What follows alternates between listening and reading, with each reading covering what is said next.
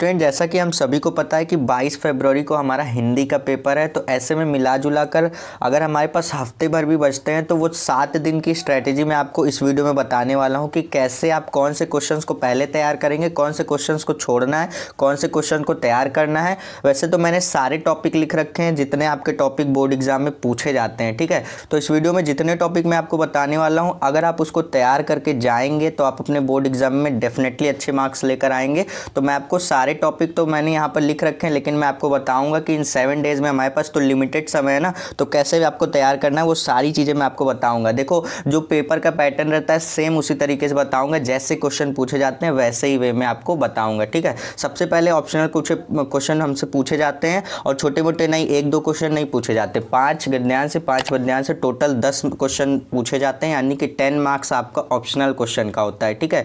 तो अभी तो आप इसको स्किप कर दो क्योंकि आपके पास 7 डेज हैं। अभी आप वो टॉपिक पहले तैयार करो जो आपके पूछे जाने के 101% चांसेस हैं। तो ये जो आपका पहला टॉपिक है, इसमें क्या है कि इसमें कोई फिक्स नहीं है कि ये क्वेश्चन आएगा ही आएगा, इसके लिए प्रैक्टिस करनी होती है। तो अभी हमारे पास प्रैक्टिस करने के लिए उतना समय है नहीं, हमारे पास सिर्फ और सिर्फ मिला जुला कर 1 हफ्ते ही बचे हुए हैं। तो इसमें आपको कैसे तैयार करना है वो मैं आपको बता रहा हूँ। तो पहले ऑप्शनल क्वेश्चन पूछे जाते हैं, उसको आप छोड़ दीजिए, मैं आपको बताऊँगा लास्ट में कि कैसे, अगर आपके पास समय बचता है तो उसको तैयार कैसे करना है, ठीक है।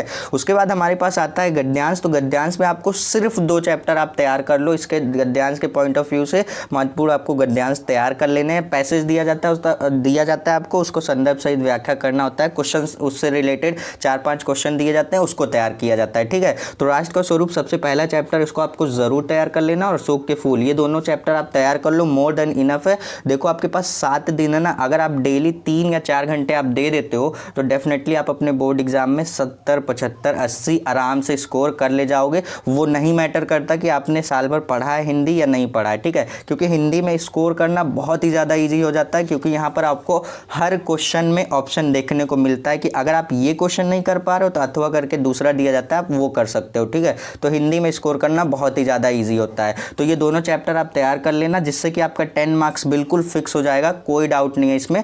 तो ये आपको ज़रूर से तैयार कर लेना। उसी तरीके से पद्यांश भी पूछा जाता है, एक पैसेज दे करके आपको संदर्भ सहित व्याख्या करने को बोला जाएगा, उससे रिलेटेड कुछ आपको क्वेश्चंस दिए जाएंगे, उसके आंसर आपको उसी पैसेज में मिलेंगे, ठीक। तो पवन दूतिका, सद्रामनु, ये दोनों चैप्टर इंपॉर्टेंट है, इसको तैयार कर लेना। ये सारे टॉपिक मैं आपको बता रहा हूँ तैयार करने के लिए, जो छोड़ना है वो भी मैं आपको बताऊंगा और जो तैयार करना है वो भी मैं आपको बताता चलूंगा, ठीक। उसके बाद हमारे पास पहले तो पूछा जाता है लेखक का जीवन परिचय, जो कि 5 मार्क्स इसका भी होता है, और उसके बाद पूछा जाता है कवि का जीवन परिचय, 5 मार्क्स इसका होता है। यानी कि मिला जुलाकर लेखक और कवि के जीवन परिचय से हमारे 10 मार्क्स के क्वेश्चन बनते हैं। तो यहाँ पर मैं आपको, देखो जब भी जीवन परिचय पूछा जाएगा, अगर आप पेपर देखे होंगे कभी, मैंने वीडियो अपलोड की थी पेपर पर कि कैसे पूछा जाता है क्वेश्चंस, तो वहाँ पर देखोगे आप जीवन परिचय जब भी पूछा जाता है तो आपसे 3 दिया जाएगा, बोला जाएगा किसी एक को करो। तो इतने सारे ऑप्शंस हैं आपके पास, इतने ऑप्शन आपको किसी सब्जेक्ट में नहीं मिलते जितने आपको हिंदी और इंग्लिश में मिलते हैं, ठीक है। तो यहाँ पर आपको 2 आपको ज़रूर से तैयार करके जाना है। वो 3 जो ऑप्शन दिए जाएंगे उसमें से ये 2 में से किसी एक को ज़रूर से दिया जाएगा, ठीक है। तो आपको तैयार करके जाना है वासुदेव सर अग्रवाल का और आचार्य हरजाई प्रसाद द्विवेदी का, इसको आपको तैयार कर लेना है। लेखक में और कवि में बात करेंगे तो जयशंकर प्रसाद आपको पता ही होगा, क्योंकि आपने 10th में भी पढ़ा है, अब आप 12th में भी पढ़ोगे, और महादेवी वर्मा ये भी आपने 10th में पढ़ा है और इसको आप 12th में भी पढ़ोगे। बहुत अच्छी तरीके से इनके जीवन परिचय को तैयार कर लेना और 5 मार्क्स अपने बोर्ड एग्जाम में इजिली स्कोर कर पाओगे। अब यहाँ पर मैं आपको बता दूँ कहानी, इसको तो छोड़ना ही नहीं है, क्योंकि ये तो फिक्स है यार, जो टॉपिक फिक्स है उनको तो आपको छोड़ना नहीं है। जो छोड़ने लायक था वो मैं आपको बता दिया, आगे जो टॉपिक आएगा कि आपको नहीं तैयार करना है, अभी आपके पास लिमिटेड समय। पहले जो टॉपिक बता रहा हूँ उसको तैयार कर लीजिए, समय बचेगा तो आप उन सारे टॉपिक को भी तैयार करिएगा जो मैं आपको छोड़ने को कह रहा हूँ, ठीक है। तो यहाँ पर आपको कहानी में पंचलाइट और बहादुर, ये दोनों कहानी के अलावा कोई और पढ़ने की ज़रूरत ही नहीं है। अब बात करेंगे क्वेश्चन नंबर 7 में खंड काव्य पूछा जाता है, तो ये आपके जिले के हिसाब से बटा होता है। अगर आपको नहीं पता है कि आपके ज़िले में कौन सा खंड काव्य लगता है तो आप अपने स्कूल के टीचर से कॉन्टैक्ट करो। अगर उनसे कॉन्टैक्ट नहीं कर पा रहे हो तो एक अपना कमेंट कमेंट करके बताओ कि आपके ज़िले का कौन सा नाम है। मैं लिस्ट देखूंगा, लिस्ट में देख के बता दूंगा कि आपके ज़िले के हिसाब से आपको कौन सा खंड काव्य तैयार करके जाना है। ठीक, तो यहाँ पर आपको सबसे पहले देखने को मिलेगा संस्कृत के गद्यांश। आप सेक्शन बी यानी कि खंड खा में जब आएंगे तो यहाँ पर आपको सबसे पहले संस्कृत के गद्यांश पूछे जाएंगे। अब संस्कृत जैसे आपको हिंदी में गद्यांश पद्यांश पूछे जा रहे थे ना, सेम उसी तरीके से आपको संस्कृत में भी गद्यांश पद्यांश पूछे जाएंगे। बस आपको करना क्या है, इसमें आपको संदर्भ सहित मतलब व्याख्या नहीं कर, संदर्भ देते हुए आपको उसको हिंदी में अनुवाद करना होगा। तो ये 2 चैप्टर मैं आपको बता रहा हूँ, इसको आप तैयार कर लो तो आपके क्वेश्चंस इससे फंस ही जाएंगे। ठीक है, और ये आपके कितने मार्क्स का पूछा जाता है, 7 मार्क्स का पूछा जाता है, यानी कि आपके 14 मार्क्स आप इजीली स्कोर कर पाओगे, कोई दिक्कत की बात नहीं है। ठीक है, इसको आपको ज़रूर तैयार करके जाना है। जैसे यहाँ पर आप देखो ये 2 चैप्टर बता रहा हूँ, 2 में से किसी एक को भी तैयार कर लोगे तो बहुत अच्छी बात है, अगर दोनों को तैयार कर लेते हो तो और अच्छी बात है। ठीक है, तो यहाँ से आप 2 चैप्टर मैं आपको बता रहा हूँ, संस्कृत भाषा में महत्व, महामना मालवीय, ये 2 चैप्टर इंपॉर्टेंट है आपके संस्कृत के गद्यांश के पॉइंट ऑफ व्यू से। उसके बाद यहाँ पर हम लोग बात करेंगे संस्कृत के पद्यांश पे, जिसको हम लोग श्लोक कहते हैं। श्लोक में आपको 2-3 तो ज़रूर तैयार करके जाना है क्योंकि पूछा जाता है। उसके बाद हम लोग यहाँ पर बात करेंगे तो सुभाषित रत्नानी और जातक कथा, ये दोनों चैप्टर इंपॉर्टेंट है आपके पद्यांश के पॉइंट ऑफ व्यू से। ठीक है, अब हमारे पास ये छोटे छोटे मार्क्स के जो क्वेश्चंस आते हैं, इसको तो तैयार करना थोड़ा सा डिफिकल्ट है,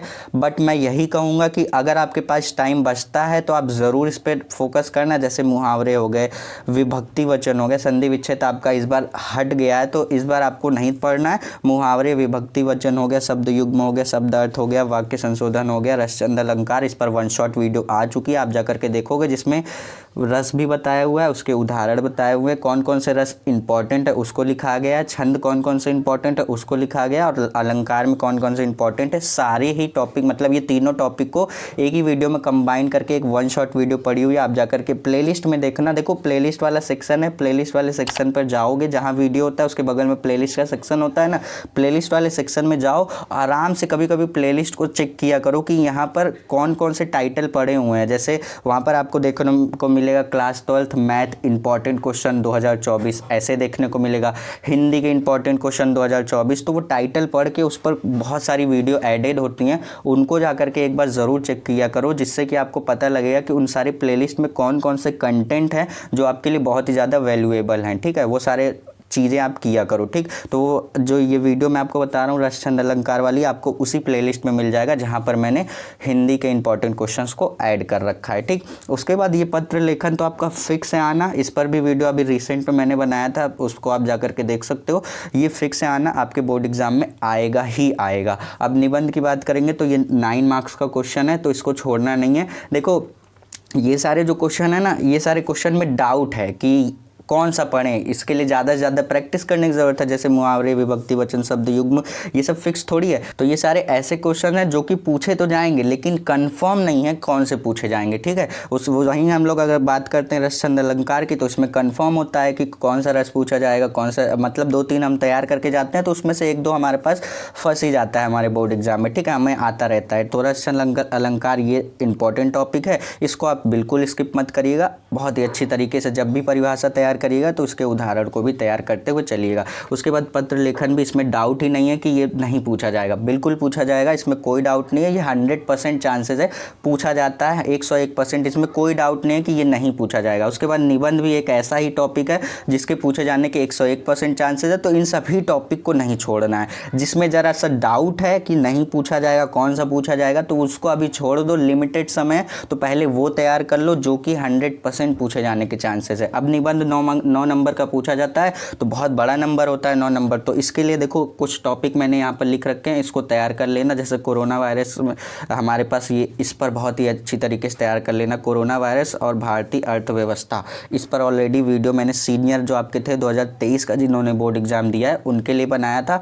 2 दिन रुको, 1 या 2 दिन रुको, आपको इस पर भी वीडियो आएगी जिसमें आपको बताऊँगा, या फिर आप जाकर के पुरानी वीडियो देख सकते हो या फिर नई वीडियो आएगी। बोर्ड एग्जाम जब तक नहीं हो जाता ना, सारे टॉपिक पर वीडियो आते रहेगी। आप आराम से चैनल को सब्सक्राइब करके रखो जिससे कि हर वीडियो की नोटिफिकेशन आपको मिला करेंगी टाइम पे। ठीक, उसके बाद हम लोग यहाँ पर बात करेंगे नेक्स्ट टॉपिक की। तो हमारे पास इंटरनेट के लाभ और हानि। आप जो 4G 5G यूज़ कर रहे हो ना इंटरनेट, पहले 3G 4G 5G जो अपग्रेड होते जा रहे हो ना, इसके एडवांटेज भी हैं, डिसएडवांटेज भी हैं। तो वही सारी चीज़ें आपको पढ़ना है। यूट्यूब पर सारी टॉपिक आपको अवेलेबल हैं, आप जाकर के पढ़ सकते हो। अब यहाँ पर पर्यावरण प्रदूषण पे आपको बहुत अच्छी तरीके से तैयार होगा, थोड़ा सा रिवीजन कर लेना। मैं इसलिए कंफर्म कह रहा हूँ कि आपको तैयार होगा क्योंकि ये ऐसा टॉपिक है जो आप क्लास 7 से लिखते आ रहे हो, ठीक है। इसमें डाउट ही नहीं कि आपको किसी बच्चे का तैयार नहीं होगा, बिल्कुल तैयार होगा। आप मृदा प्रदूषण, जल प्रदूषण, ये सारी चीज़ें आप पढ़े होगे ना।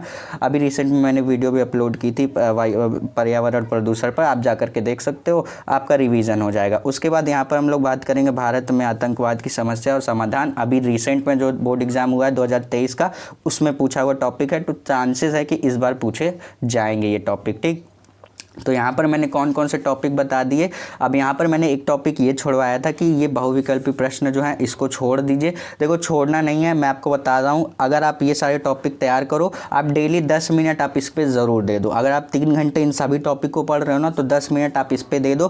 कैसे क्या कहाँ देना है, सही डायरेक्शन होनी चाहिए। कहाँ से आप करेंगे, एक सीरीज आती है जो राजीव पब्लिकेशन की होती है, बहुत अच्छी सीरीज़ है। देखो यहाँ पर मैं कोई प्रमोशन नहीं कर रहा हूँ, मेरा खुद का एक्सपीरियंस है, मैं वही शेयर कर रहा हूँ आपसे कि यहाँ पर ये जो सीरीज़ है उसमें बहुत ही सिलेक्टेड क्वेश्चन, अच्छे अच्छे क्वेश्चंस आपको प्रीवियस ईयर के देखने को मिलेंगे। तो वही सारे क्वेश्चन को बस देख के जाओ। और ये एक ऐसा टॉपिक है जहाँ पर आपको क्वेश्चन आएगा फिर भी अटेम्प्ट करना, नहीं आएगा फिर भी अटेम्प्ट करना, क्योंकि कोई निगेटिव मार्किंग नहीं है, ऑप्शनल क्वेश्चन है। हम तुक्का मार कर आएंगे, हमारा लक अच्छा हुआ तो हमारा वो जो तुक्का हमने मारा है वो सही भी हो सकता है, ठीक। तो ये 10 क्वेश्चन आपको अटेम्प्ट करके ही आने हैं, ठीक। तो यहाँ पर मैंने जितने भी टॉपिक बताए, अगर आप इसको सीरियसली तैयार करोगे तो आपके पास 1 हफ्ते का समय, आप इसको 5 से 6 दिन में ही तैयार कर सकते हो, बिल्कुल आराम से। और एग्जाम के 1 दिन पहले कोई नई चीज़ मत पढ़ना, जितनी चीज़ें पढ़े रहोगे बस उसको रिवाइज करके कॉन्फिडेंट होकर के अपने बोर्ड एग्जाम के पेपर देने जाना, ठीक है। तो यहाँ पर मैंने जितने भी टॉपिक बताए, ये सारे ही टॉपिक आपको यूट्यूब पर मिल जाएंगे। कोई ऐसा टॉपिक नहीं है जहाँ पर जो आपको यूट्यूब पर ना मिले। आप टॉपिक सर्च करो, आपको उस पर हज़ारों वीडियो मिल जाएगी।